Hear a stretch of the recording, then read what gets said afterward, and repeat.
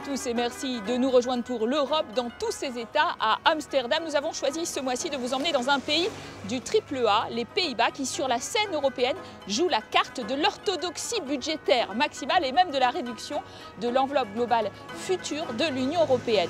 Et pourtant, au plan intérieur, dans cette cinquième économie de la zone euro, au sein de la coalition au pouvoir dirigée par le libéral Mark Rutte, beaucoup d'interrogations. En 2013, les Pays-Bas ne pourront pas tenir leur objectif de déficit public à 3% du PIB.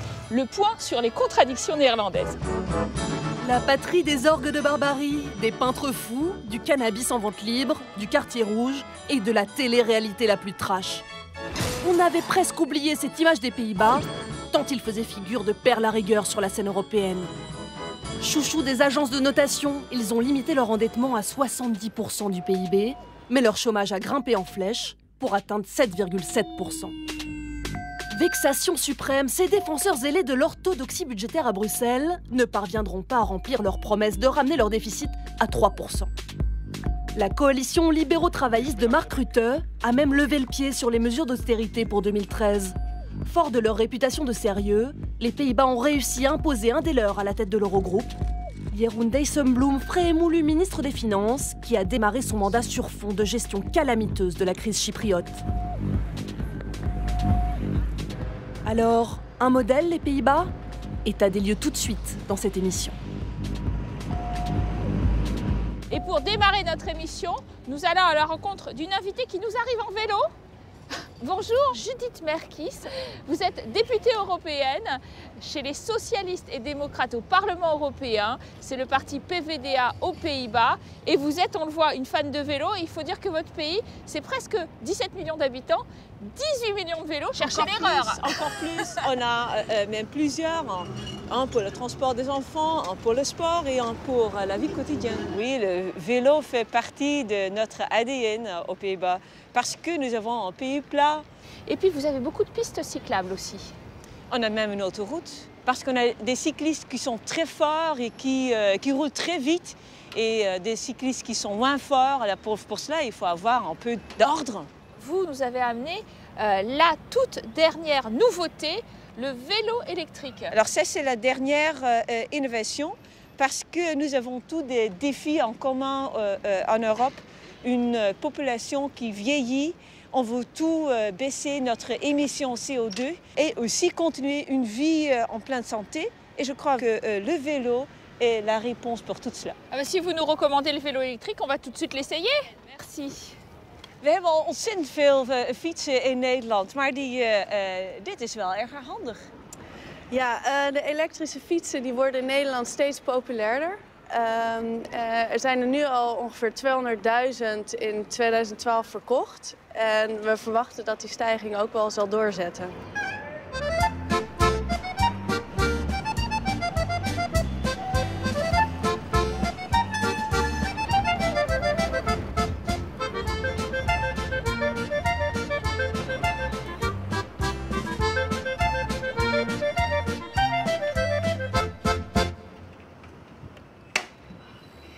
Nous sommes devant Herengrachtkanal, le canal des seigneurs qui nous rappelle la vocation historique commerciale de cette ville d'Amsterdam, de l'ensemble des Pays-Bas. Cinquième économie de la zone euro qui voudrait imposer en quelque sorte son modèle.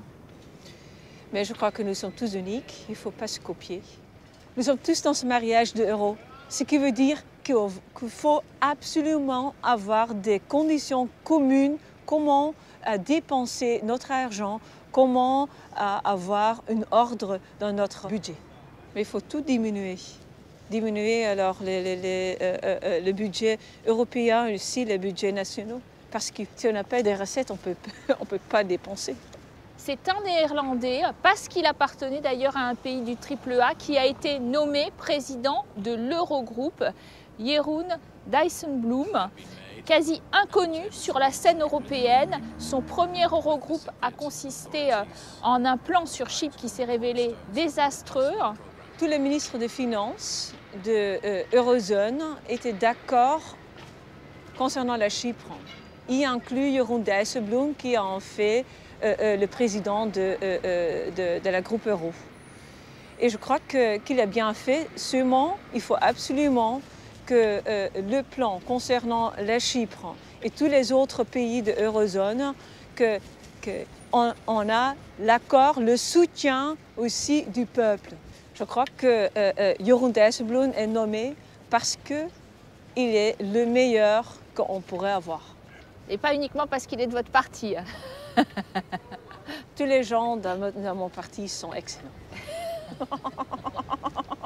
La coalition de Mark Rutte, qui est un libéral, va jusqu'à vous, hein, le PVDA, les sociodémocrates. Et aujourd'hui, elle dit qu'elle doit faire une pause dans l'austérité en 2013, puisqu'elle craint une récession. On a eu des mesures très strictes qu'il était nécessaire. Mais maintenant, le plus important est de redémarrer notre économie pour avoir des recettes avant que nous pouvons de nouveau dépenser. C'est seulement reculer pour mieux sauter. Alors vous avez un système très particulier aux Pays-Bas de flexi-sécurité, c'est-à-dire la flexibilité du marché du travail, mais en même temps la sécurité, les filets sociaux de rattrapage. Ça ne marche plus parce que les effets de flexicurity en temps de crise ne sont pas sociaux. Tout le monde a maintenant besoin de plus de sécurité. Précisément, Judith Merkis, nous sommes allés enquêter sur cette flexi-sécurité qui, avec la crise, connaît aujourd'hui ses limites. C'est le reportage signé de notre envoyée spéciale, Valérie Labonne. Ils sont des centaines à braver le froid pour se rendre à la Bourse des carrières d'Amsterdam. Ici, on vient chercher une orientation, mais aussi un futur job. Avec un chômage des jeunes passé de 7 à 15% en l'espace de quelques mois, ils devront faire preuve de patience pour trouver un emploi à durée indéterminée. Dès l'obtention de leur diplôme, ils cumuleront période de chômage et contrats précaires. Bien sûr, c'est beaucoup plus difficile. Il y a encore quelques années, on venait nous chercher sur le campus de l'université, mais ce n'est plus le cas aujourd'hui. Les employeurs considèrent que les jeunes ne sont pas assez expérimentés. Ils sont de plus en plus poussés à devenir entrepreneurs. Dani Mekic a créé son entreprise à 15 ans. Il a dû quitter le lycée pour se consacrer entièrement à son projet, conseiller les entreprises sur les nouvelles technologies. Il juge le système éducatif néerlandais défaillant. C'est vrai qu'il y a 600 000 personnes qui cherchent du travail, mais de l'autre côté, il y a 100 000 emplois qui restent vacants.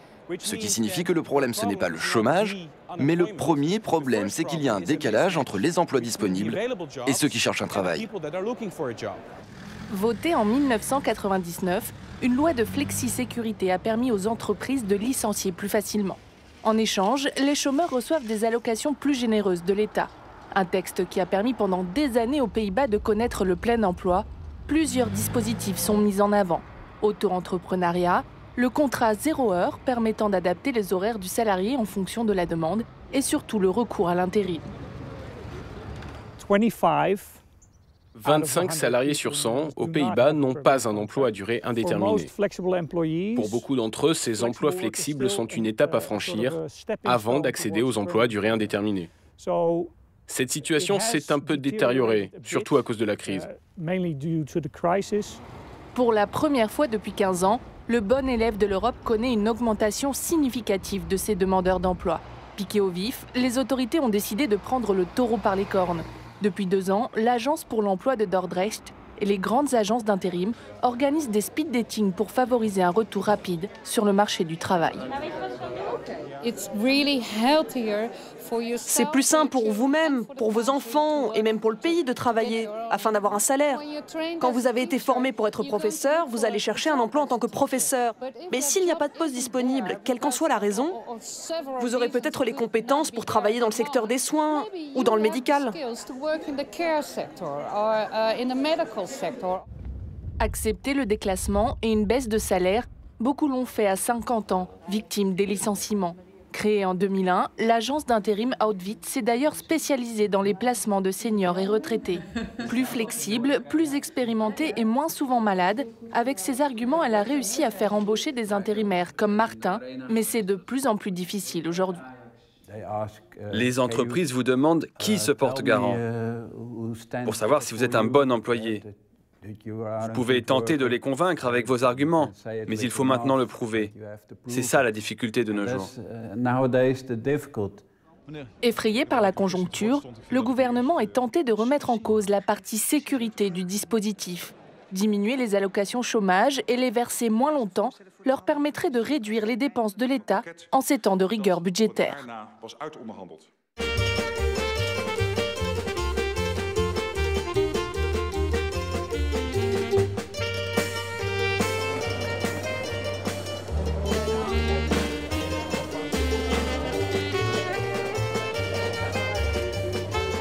Judith Merkis, vous nous avez emmenés aujourd'hui à La Haye, où se tient la conférence internationale sur l'eau, car l'eau est le berceau véritable administratif même des Pays-Bas. Expliquez-nous comment. Parce que les Pays-Bas, le gouvernement aux Pays-Bas a commencé avec la gouvernance d'eau. On a même un système de compte de l'eau qui gouverne le niveau de l'eau et l'état des digues et la qualité, et qui fait certaine que nous sommes en sécurité ici et aussi que nous avons de l'eau potable partout. Dans cette conférence internationale dans la capitale, vous vouliez interpeller un personnage qui monte des Pays-Bas. De qui s'agit-il? De notre futur roi, qui est un expert de gestion de l'eau. Wat kan Nederland precies echt een expertise brengen? Het Nederlandse voorzitterschap is waterkwantiteitsbescherming, dus de hoeveelheid na alle grote overstromingen in Centraal-Europa, erg hoog op de agenda gezet. Maar we moeten altijd de kwaliteit blijven waken. Ik denk dat de Kali-mijn en de grote chemische rampen in Zwitserland in het verleden bewezen hebben dat je altijd op je hoede moet blijven als het over water gaat. Want water is de lifeline, onze ader waar wij mee met Europa verbonden zijn. Et Judith, ça, c'est votre bête noire. Littéralement, les bouteilles en plastique sont à proscrire de nos vies. Pourquoi? Parce que nous avons partout en Europe de l'eau potable excellente à cause de législation européenne. Et je ne comprends pas pourquoi on transporte des bouteilles d'eau partout. On a des émissions de CO2 et pour produire une petite bouteille de l'eau, pour cela, on a besoin de 3 fois la quantité, et les bouteilles de plastique ne sont pas seulement polluantes, mais vous économiserez beaucoup par boire de l'eau de robinet. À plus long terme, les Pays-Bas sont en danger à cause du réchauffement climatique. Parce que le niveau de la mer monte, et ce qui veut dire que nos digues ne sont plus en sécurité. Et précisément, votre pays, le pays des polders, est en grande difficulté avec le réchauffement climatique, cette perspective très alarmante pour lui, et en même temps, il y voit une opportunité de développer des technologies hydrauliques très innovantes qu'il souhaite ensuite exporter. On regarde ce reportage. Avec 1800 morts et 100 000 déplacés, les inondations de février 1953 ont marqué à jamais les Pays-Bas, qui commémorent cette année le 60e anniversaire de cette catastrophe naturelle. Et avec le réchauffement climatique, le pays se prépare à la multiplication de crues subites. Habitué depuis des siècles à lutter contre l'eau, il a changé son approche. C'est une nouvelle façon de travailler. Avant, nous avions l'habitude de rehausser les digues. Et maintenant, dans ce programme Room for the River, nous laissons l'eau entrer au lieu de la maintenir à l'extérieur. Une révolution au pays des polders.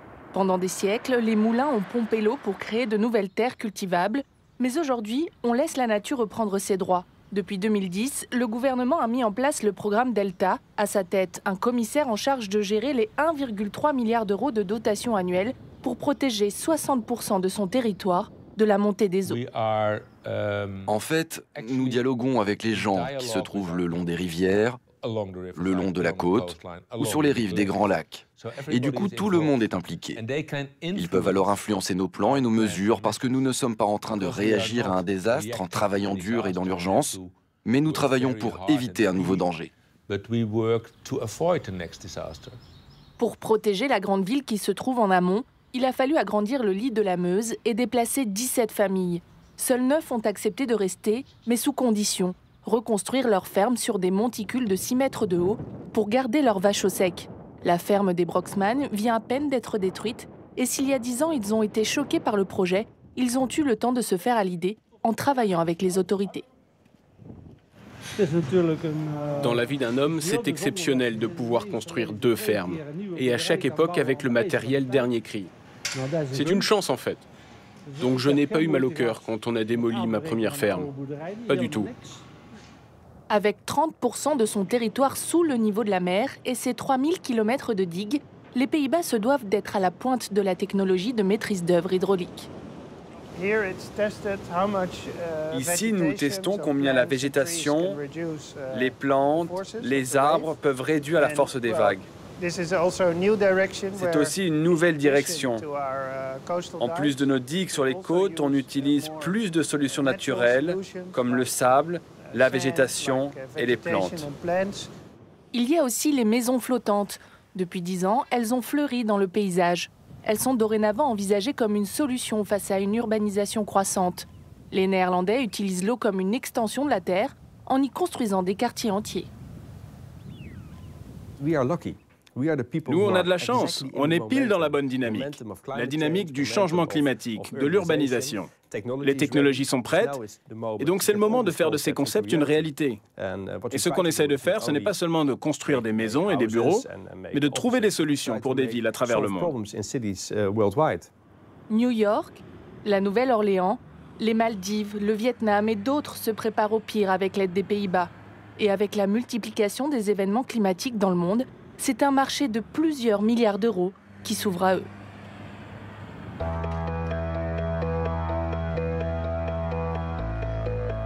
C'est ici à La Haye que nous refermons la première partie de ce programme. Et on se retrouve dans quelques minutes, juste après le journal, en compagnie d'une autre députée européenne et avec toujours plus de reportages. À tout de suite.